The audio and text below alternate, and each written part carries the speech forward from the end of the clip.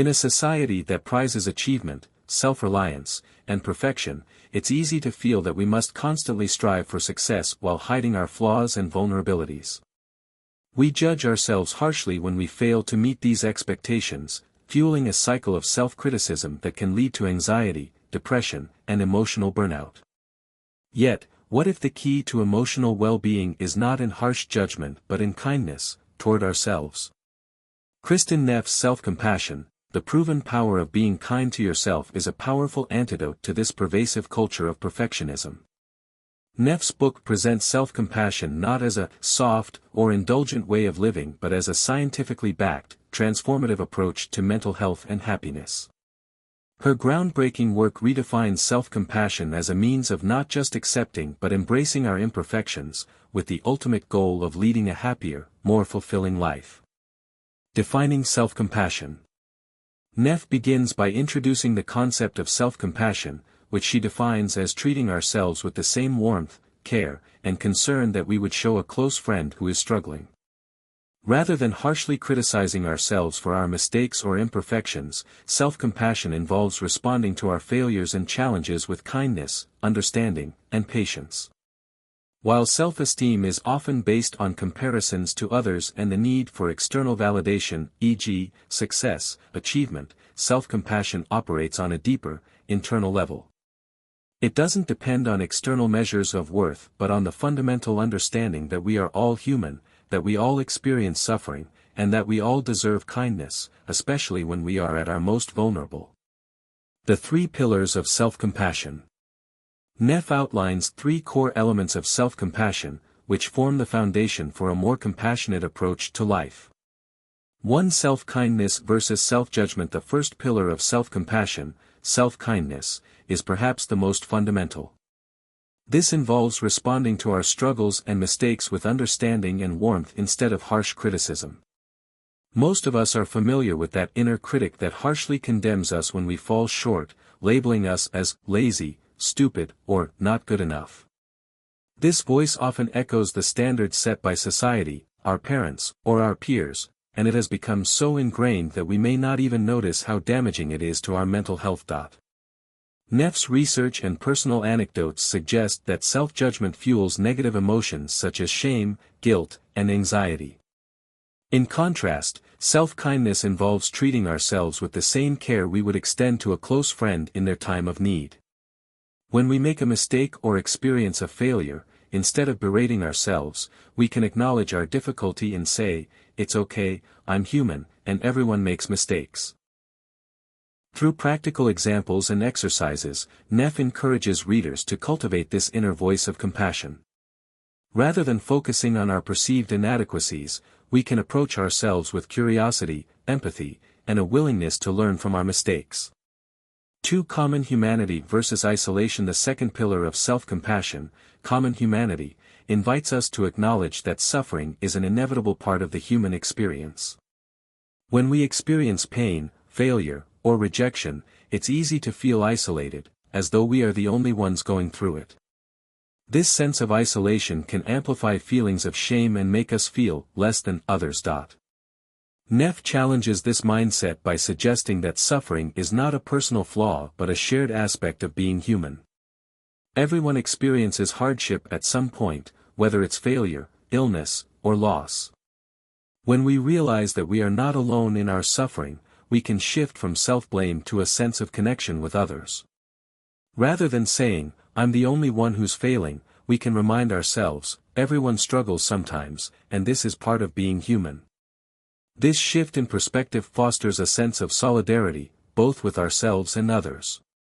Instead of feeling ashamed of our weaknesses, we can embrace them as part of our shared human experience. 3. Mindfulness versus over-identification. The third pillar, mindfulness, is the practice of being present with our feelings without becoming overwhelmed by them. Mindfulness involves observing our emotions in a balanced way, acknowledging them without over-identifying with them. Many people, when faced with negative emotions such as sadness, anger, or fear, become completely consumed by those feelings, identifying themselves as a failure, a bad person, or inadequate. Neff emphasizes that mindfulness allows us to acknowledge our suffering without letting it define us. For example, rather than thinking, "I am a failure," mindfulness helps us observe the feeling of failure with greater detachment, saying instead, "I am experiencing failure, but that is not who I am." By creating this space between our identity and our emotions, we can process difficult feelings more effectively and respond with compassion instead of judgment. Mindfulness, therefore, allows us to experience our emotions fully without being consumed by them. The science of self-compassion. Neff's book is not just theoretical, it is grounded in scientific research. As a researcher in the field of psychology, Neff presents an impressive array of studies that demonstrate the positive effects of self-compassion on mental health and well-being. Studies show that self-compassionate individuals have lower levels of anxiety, depression, and stress. They also have greater emotional resilience, allowing them to bounce back more quickly from setbacks and challenges. Furthermore, research indicates that self-compassion is associated with higher levels of life satisfaction and happiness. Neff explains that self-compassion helps to reduce the fear of failure, which in turn makes us more willing to take risks, pursue our goals, and grow from our experiences. When we treat ourselves with compassion, we create a psychological buffer that helps protect against the emotional damage caused by failure or criticism. Interestingly, self-compassion has also been linked to improved physical health.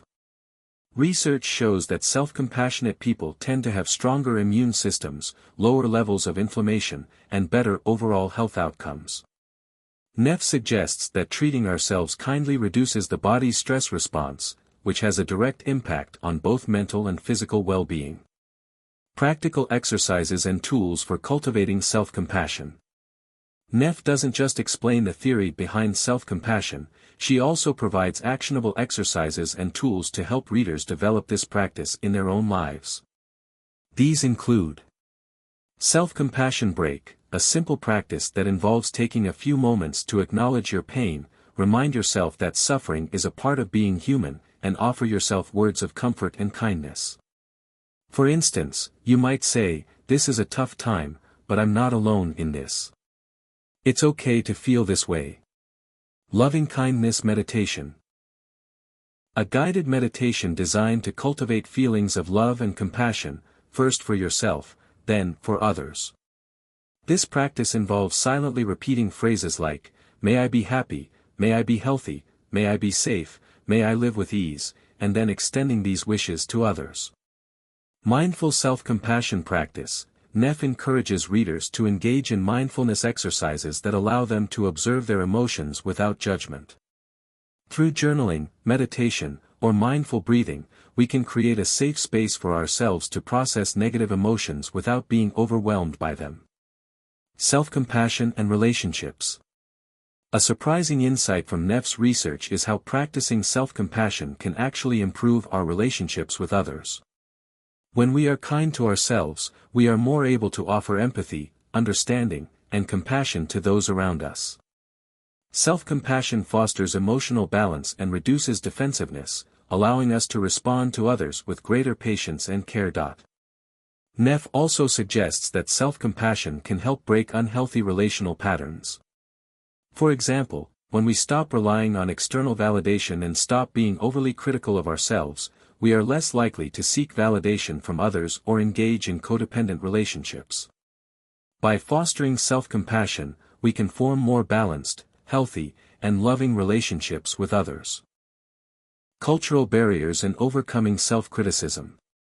Finally, Neff addresses the cultural barriers that make practicing self-compassion challenging. In many cultures, particularly in Western societies, there is a deeply ingrained belief that we must be hard on ourselves to achieve success. The pressure to constantly outperform and to be better than others often leads to self-criticism and perfectionism. Neff dispels the myth that self-compassion equals complacency or laziness. In fact, she argues that self-compassion enhances motivation and productivity by creating a safe, supportive environment for personal growth. When we are compassionate with ourselves, we are more likely to take risks, learn from our mistakes, and try again after failure. This approach allows us to develop a growth mindset that can lead to greater success over time. The societal pressure to suck it up or keep pushing through without acknowledging our emotional needs often leaves individuals feeling exhausted and disconnected. Neff contends that, by cultivating self-compassion, we can challenge this harmful narrative and create space for self-acceptance. When we embrace our humanity, including our flaws and vulnerabilities, we reduce the shame that often accompanies mistakes, making it easier to forgive ourselves and to heal. Neff's research underscores the idea that we are all worthy of compassion, not because we are perfect or flawless, but because we are human. And it is precisely in acknowledging our imperfections that we can cultivate deeper, more authentic happiness. Her message is clear: the more compassionate we are toward ourselves, the more likely we are to thrive, emotionally, physically, and socially.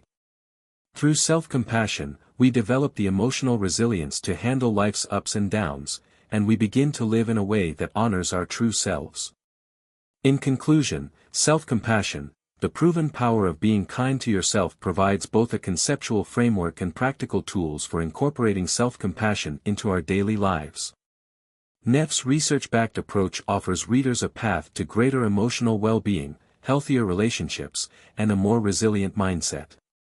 Far from being a passive or indulgent stance, self-compassion is an active, empowering practice that helps us live with more peace, joy, and acceptance. By shifting from a culture of harsh self-judgment to one of kindness and empathy, Neff argues, we can transform our emotional landscape, and, ultimately, our lives.